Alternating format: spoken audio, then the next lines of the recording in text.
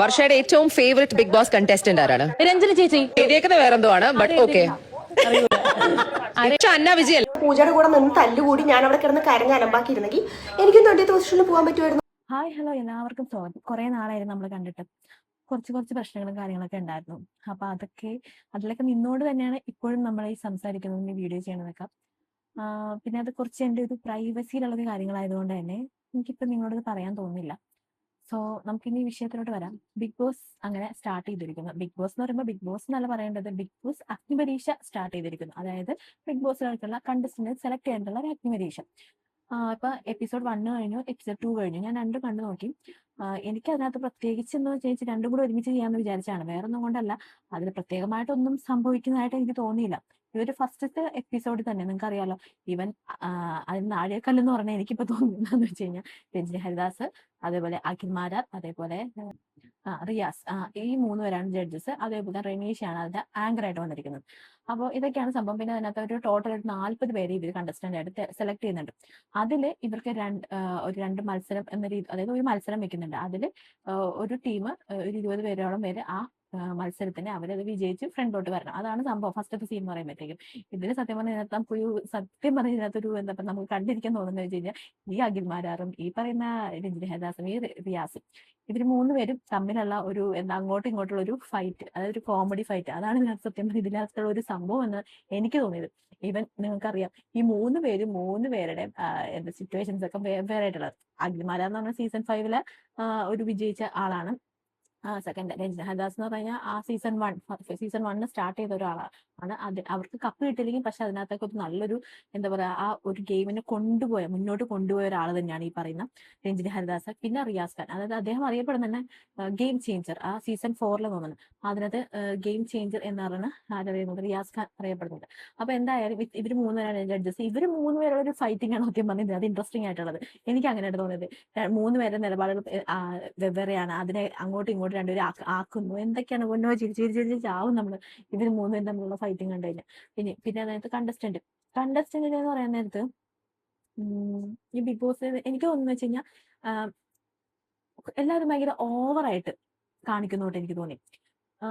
അതായത് എപ്പിസോഡ് 1 പോലും ഭയങ്കര ഓവറായിട്ട് എല്ലാവരും കാണിക്കുന്നതായിട്ട്, അതായത് അതിനകത്ത് സത്യം പറഞ്ഞാൽ വന്നിരിക്കുന്ന മുഴുവൻ ഫേക്ക് പേഴ്സണാലിറ്റീസ് ആയിട്ടാണ് എനിക്ക് തോന്നിയത്. എന്ന് വെച്ച് കഴിഞ്ഞാൽ ആരും അങ്ങനെ റിയൽ ആയിട്ടല്ല വന്നിരിക്കുന്നത്. അവര് നമ്മളെന്തോ ആണ് എന്ന് പ്രേക്ഷകരും ബാക്കി എല്ലാവരും അറിയണം.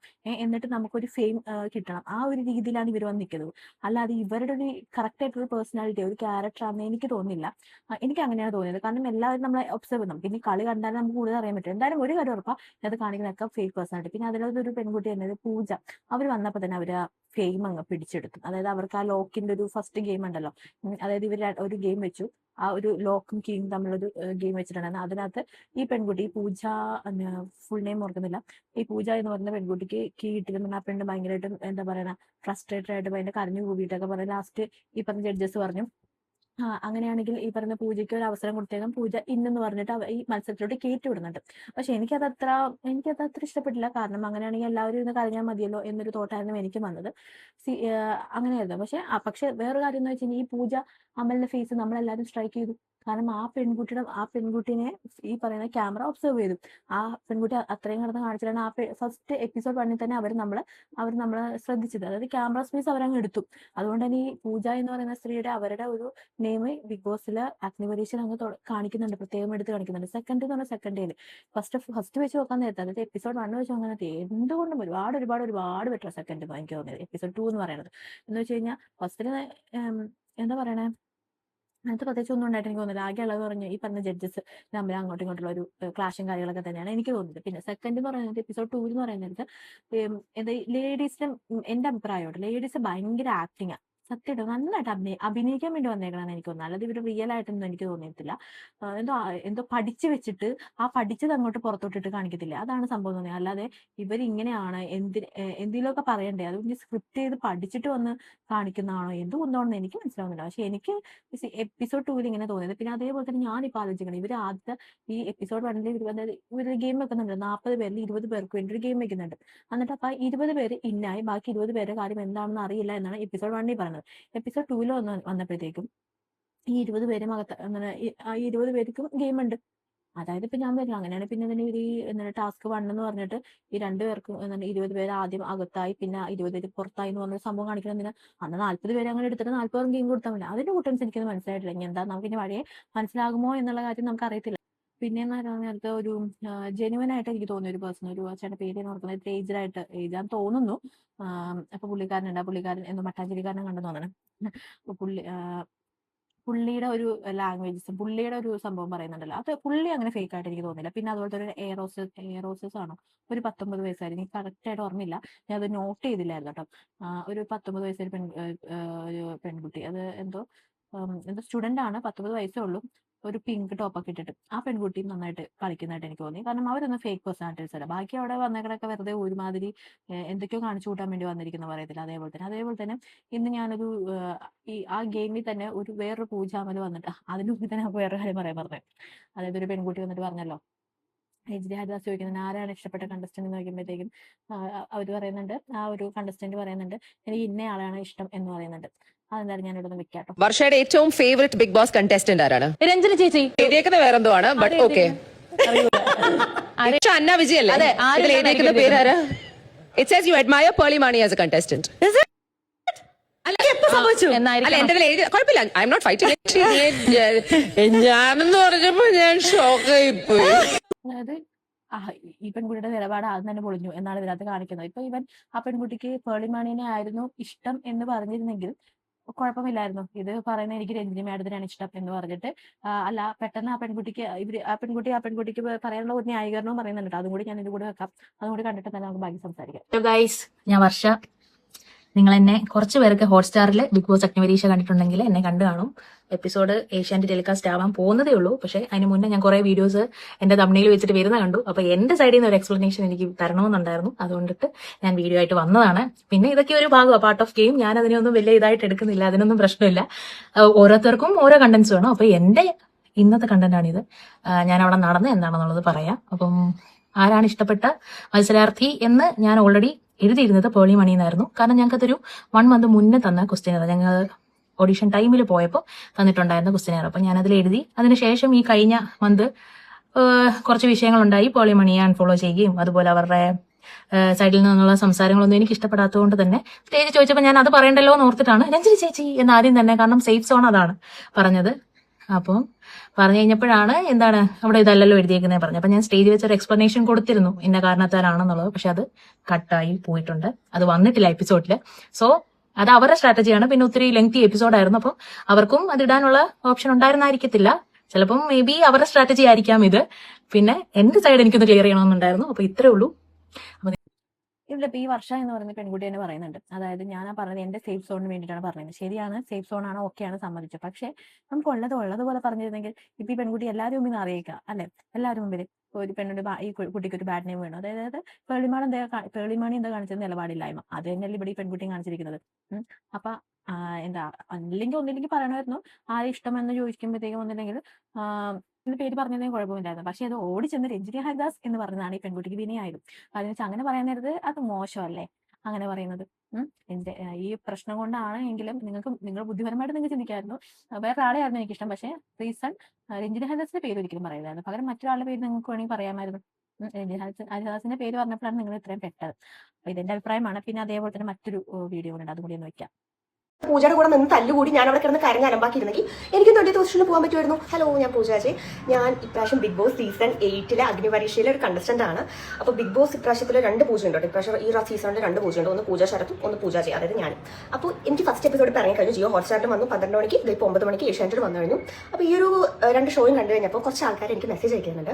എനിക്ക് മെസ്സേജ് അയക്കാൻ എന്താ പറഞ്ഞാൽ, പൂജ ശരത്ത് അവിടെ കിടന്ന് കരഞ്ഞ് അങ്ങനെ ഭയങ്കരമായിട്ട് മത്സരത്തിൽ താഴെ ടാസ്കിൽ നന്നായിട്ട് കളിച്ച് അങ്ങനെ കിടന്ന് കരഞ്ഞ് മെഴുകിക്കൊണ്ടിരിക്കുമ്പോൾ ഞാൻ ബാക്കിൽ എന്തായിരുന്നു ചെയ്തുകൊണ്ടിരിക്കുന്നത്. കുറേ പേര് അതാണ്. പിന്നെ അതിന് കമന്റ് കേട്ടിട്ട് നീ എന്തായിരുന്നു ബാക്കിൽ ചെയ്ത്, നീ എന്തിനാ പോയത്, ഇങ്ങനെ കുറെ കമന്റ്സ്. അപ്പൊ അതിനുള്ള മറുപടിയായിട്ട് ഞാൻ വന്നിരിക്കുന്നത്. ശരിക്കും അവിടെ നടന്നത് എന്താന്ന് പറഞ്ഞു കഴിഞ്ഞാൽ, മത്സരത്തിൽ താഴ്ന്നു പറഞ്ഞ ടാസ്കിൽ നമ്മുടെ ലോക്ക് ഓപ്പൺ ചെയ്ത് കഴിഞ്ഞാൽ മാത്രമാണ് ആ കണ്ടസ്റ്റന്റിന് പ്ലേസിൽ പോയി നിൽക്കാനും പറ്റുള്ളൂ, ആ കണ്ടസ്റ്റന്റ് ജയിക്കുകയുള്ളൂ. ബട്ട് ഇവിടെ പൂജ ശരത്തും ഞാനും, എനിക്ക് ക്ലൂ കാർഡ് കിട്ടിയിട്ടുണ്ടായിരുന്നു, പൂജ ശരത്തും ക്ലൂ കാർഡ് കിട്ടിയിട്ടുണ്ടായിരുന്നു. ഞങ്ങൾ 2 പേരും ലോക്ക് ഓപ്പൺ ചെയ്യാൻ വേണ്ടി ട്രൈ ചെയ്തു. അൺഫോർച്ചുനേറ്റ്ലി ആ ലോക്ക് നമ്മുടെ ഷ്യാം എന്ന് പറഞ്ഞൊരു കണ്ടസ്റ്റന്റ് ലോക്ക് നമ്മൾ തുറക്കുന്ന സമയത്ത് അത് ജാമാക്കി വെച്ചു. അപ്പൊ പിന്നെ ഞങ്ങൾക്ക് 2 പേർക്കും തുറക്കാൻ പറ്റിയില്ല. മെയിൻ ഹൈലൈറ്റ് എനിക്ക് ക്ലൂ കാർഡ് ഉണ്ട്, പൂജയ്ക്കും ക്ലൂ കാർഡ് ഉണ്ട്, പൂജ ശരത്തിന് ക്ലൂ കാർഡ് ഉണ്ട്. അവൾക്ക് തുറക്കാൻ പറ്റില്ല, അവൾ കിടന്ന് കരച്ചിലായി, ബഹളമായി, അലമ്പായി. ഞാൻ അവിടെ കിടന്നിട്ട് എനിക്ക് തുറക്കാൻ പറ്റില്ല. എനിക്ക് പിന്നെ അവിടെ കിടന്നിട്ട് വെള്ളം പോലെ കരയാൻ പറ്റില്ലായിരുന്നു. കാരണം എനിക്ക് പെട്ടെന്ന് ഇങ്ങനെ കരയുന്ന ഒരു പേഴ്സൺ അല്ല. ഞാൻ കരയാത്തത് കാരണം എനിക്ക് ആ 20th പൊസിഷനിൽ വരാൻ പറ്റില്ല. അതാണ് നടന്ന സത്യം. പൂജ ചേർത്ത് കരയുന്നു. അപ്പൊ എല്ലാവരും ചോദിക്കും നമുക്ക് പൂജയ്ക്ക് ഒരു അവസരം കൊടുക്കല്ലേ? അത് ഇവിടെ ഈ ഒരു വീഡിയോയിൽ കൃത്യമായിട്ട് പറയുന്നുണ്ട്. നമുക്ക് പൂജയ്ക്ക് ഒരു അവസരം കൊടുക്കല്ലേ പറയുന്നു. അപ്പൊ എല്ലാവരും കൈയടിച്ച് പാസ്സാക്കുന്നു. പൂജ 20th പൊസിഷനിൽ പോകുന്നു. അപ്പോൾ അവിടെ ഞാൻ ആരായി? കരയാൻ പറ്റാത്ത കാരണം മാത്രമാണ് എനിക്ക് 20th പൊസിഷനിൽ പോകാൻ പറ്റുന്നത്. അവിടെ പൂജയുടെ കൂടെ നിന്ന് തല്ലുകൂടി ഞാൻ അവിടെ കിടന്ന് കരഞ്ഞ് അലമ്പാക്കിയിരുന്നെങ്കിൽ എനിക്ക് 20th പൊസിഷനിൽ പോകാൻ പറ്റുമായിരുന്നു. അപ്പൊ ഇതാണ് അവിടെ നടന്നത്. ഇവിടെ ഇപ്പോൾ ഇത്രയും കാലം ബിഗ് ബോസിൽ കണ്ടുവരുന്നത് എന്താ പറഞ്ഞാൽ കൂടുതൽ കരഞ്ഞ് മെഴുകി നിൽക്കുന്ന ആൾക്കാരാണ് ബിഗ് ബോസ് ടൈറ്റിൽ വിന്നർ ആവാൻ പോകുന്നൊരു കോൺസെപ്റ്റ് ഉണ്ടായിരുന്നു. അത് ഈ ഒരു സീസണിൽ ജസ്റ്റ് ഒന്ന് മാറ്റേണ്ടതാണ്. തുടർന്നുള്ള എപ്പിസോഡുകളിൽ പ്ലീസ് സപ്പോർട്ട് ട്രൂ നേച്ചർ കാണിച്ച് നിൽക്കുന്നത്. അല്ലാണ്ട് കരഞ്ഞുകൊണ്ടിരിക്കുന്നവർ പാവമാണെന്ന് വിചാരിച്ച് അവർക്ക് വോട്ട് കൊടുക്കാതെ പ്രോപ്പറായിട്ട് എല്ലാം കണ്ടു മനസ്സിലാക്കി ഓഡിയൻസ് ചെയ്യുക. അത്ര മാത്രമേ ഉള്ളൂ. അപ്പോൾ ഇതിനകത്ത് ഒരു പറഞ്ഞിട്ടുള്ള ഞാൻ പറഞ്ഞില്ല പൂജയുടെ ഒരു സീൻ വന്നിട്ടുണ്ട്. ആ സീനാണ് ഇപ്പൊ പറഞ്ഞത്. അപ്പോൾ ഇതിനകത്ത് ഇവര് പറയുന്ന ഒരു കാര്യമുണ്ട്, കരഞ്ഞു കൂവി വിളിച്ചു എന്ന് പറയുന്നുണ്ട്. പക്ഷെ കരയുന്നതിനോട് ഇപ്പൊ ഈ അനുമോളുടെ ഗെയിം ഉണ്ടല്ലോ കഴിഞ്ഞ വർഷത്തെ, അനുമോളാണെങ്കിൽ നാട്ടുകാരെ പറ്റിച്ച് ആ അനീഷിന് കിട്ടേണ്ട കപ്പം കൊണ്ട് പോയവളാണ് അനുമോൾ എന്ന് പറയുന്നവൾ. അവളെന്ന് പറഞ്ഞു കഴിഞ്ഞാൽ അനുമോൾ എന്ന് പറയുന്ന വ്യക്തി എന്ന് പറയാൻ നേരത്ത് എന്താ ഞാൻ അവളെന്ന് പറയുന്നതുകൊണ്ട് കാരണം വെച്ച് കഴിഞ്ഞാൽ ആ കപ്പിന് ഡിസേർവ് അല്ലാത്ത ഒരാൾക്കാണ് കഴിഞ്ഞ വർഷത്തെ സീസണിൽ കപ്പ് കിട്ടിയത്. അതുകൊണ്ട് തന്നെ ആ ഒരു നമ്മൾ ആ വീഡിയോ അതായത് നമ്മൾ ആ സീസൺസ് മുഴുവൻ കണ്ടേക്കണ ആ ഒരാളായതുകൊണ്ട് തന്നെ എനിക്ക് അതിനകത്ത് ഇപ്പോഴും യോജിക്കാൻ കഴിയത്തില്ല. കാരണം വെച്ചാൽ അനീഷ് ആയിരുന്നു ഡിസേർവ് ആയിട്ടുള്ള ഒരു മനുഷ്യൻ. പക്ഷെ ഈ അനുമോളം എന്നുള്ള വ്യക്തി മുഴുവൻ അതായത് എല്ലാവരും ജനങ്ങളെ അടക്കം അങ്ങോട്ട് മാനിപ്പുലേറ്റ് ചെയ്തും അതായത് അവരെ ജനങ്ങളെ മണ്ടനാക്കിയിട്ട് സത്യം പറഞ്ഞു കഴിഞ്ഞാൽ അങ്ങനെയാണ് ഈ അനുമോള കപ്പ് കൊണ്ടുപോയത്. അതായത് കുറെ കരഞ്ഞു മെഴുകി ഇല്ലാത്ത കഥകളൊക്കെ ഉണ്ടാക്കി പറഞ്ഞ് കാണാത്ത കാര്യങ്ങളൊക്കെ കണ്ടു എന്ന് പറഞ്ഞ് അങ്ങനെ എന്താ പറയുക ഈ സീസൺസിലെ ഏറ്റവും ഒരു അവിഞ്ഞ ഒരു കപ്പ് കൊണ്ടുവരാണ് ഈ അനു എന്ന് പറയുന്നത് അവള് ചെയ്തത്. അപ്പൊ ആ അനു എന്ന് പറയുന്നവരുടെ കാര്യത്തിൽ കറക്റ്റാണ്. കരഞ്ഞു മെഴുകി കഴിഞ്ഞ് കുറെ അമ്മമാരുണ്ടാവും, കുറെ സ്ത്രീ ജനങ്ങളുണ്ടാവും, അങ്ങനെയുള്ള ആൾക്കാർ സിമ്പതി കൊണ്ടുവന്ന് കപ്പ് വോട്ട് കൊടുത്ത് അങ്ങനെ കയറിപ്പോയാണ് അനുമോൾ എന്ന് പറയുന്നത്. പക്ഷെ അതിന് മുമ്പുള്ള സീസണിലെ വിജയികളായ ഈ പറയുന്ന ജിൻഡോ ആണെങ്കിൽ ഇതുപോലെ കരഞ്ഞു മെഴുകിയൊന്നുമല്ല.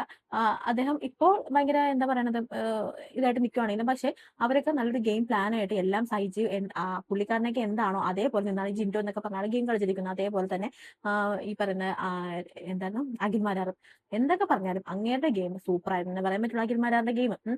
അപ്പൊ പുള്ളി അതൊക്കെ ആലോചിച്ച അപ്പൊ ഈ പറയുന്ന അയാൾ ഇതുപോലെ കരഞ്ഞു മെഴുകിയതാണെന്ന് എനിക്ക് തോന്നിയില്ല. പിന്നെ അതിന് മുമ്പത്തെ സീസൺ ഞാൻ അങ്ങനെ കണ്ടിട്ടില്ല കേട്ടോ, ബാക്കിയുള്ള സീസൺസ്. പിന്നെ മണിക്കുട്ടന്റെ സീസൺസ് ഞാൻ കുറച്ച് കണ്ടിട്ടുണ്ട്. അപ്പൊ അതിനകത്തും ഈ മണിക്കുട്ടൻ എന്ന് പറയുന്ന വ്യക്തി കരഞ്ഞു മെഴുകിയിട്ടാണ് കൊണ്ടുപോയത്. അല്ല അപ്പൊ പെൺകുട്ടി പറഞ്ഞ ശരിയാണ്.